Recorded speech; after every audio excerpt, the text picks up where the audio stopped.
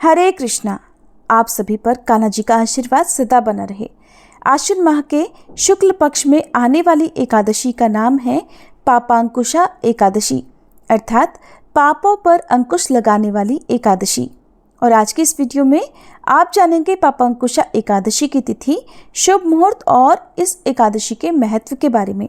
पापांकुशा एकादशी का उपवास केवल पापों के नाश के लिए ही नहीं बल्कि आत्मिक शुद्धि और भक्ति के लिए भी होता है। चलिए अब हम ये जानते हैं कि कैसे ये एकादशी हमारे जीवन में सकारात्मक परिवर्तन ला सकती है और कैसे हमारे पापों का नाश हो सकता है।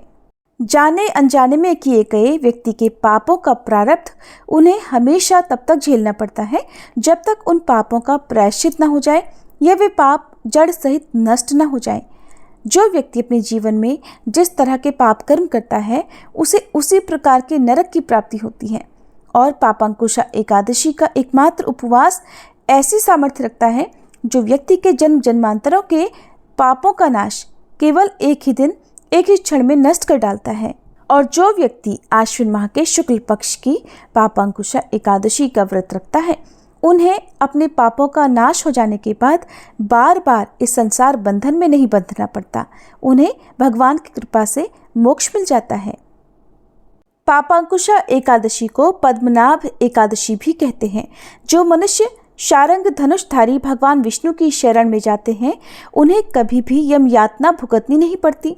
जो मनुष्य वैष्णव होकर शिव जी की और शैव होकर श्री विष्णु की निंदा करते हैं वे अवश्य ही नरक में जाते हैं।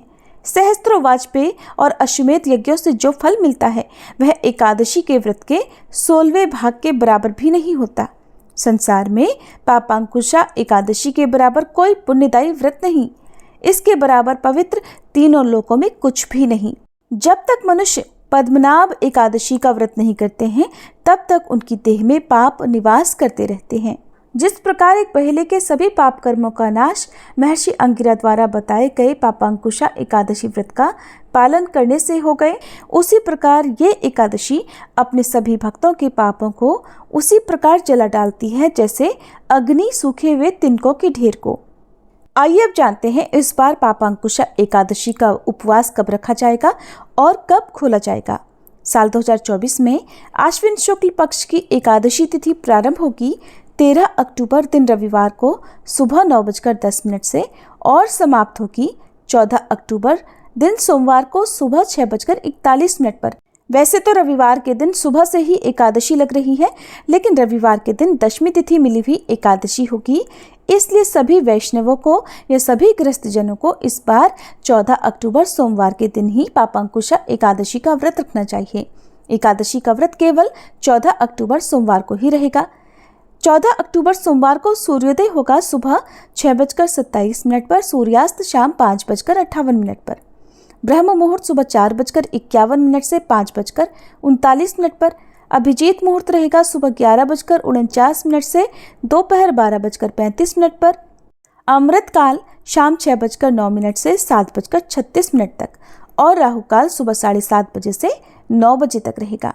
द्वादशी तिथि प्रारंभ होगी 14 अक्टूबर सोमवार को सुबह 6:42 से और इसी के साथ हरिवासर का समय भी शुरू हो जाएगा और द्वादशी तिथि समाप्त होगी 15 अक्टूबर दिन मंगलवार को सुबह 3:42 पर।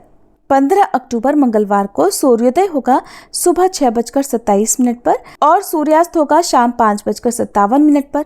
ब्रह्म मुहूर्त सुबह 4:51 से 5:39 तक। अमृत काल रहेगा दोपहर 3 बजे से 4:25 तक। अभिजीत मुहूर्त सुबह 11:49 से दोपहर 12:35 तक और राहु काल दोपहर 3 बजे से 4:30 बजे तक।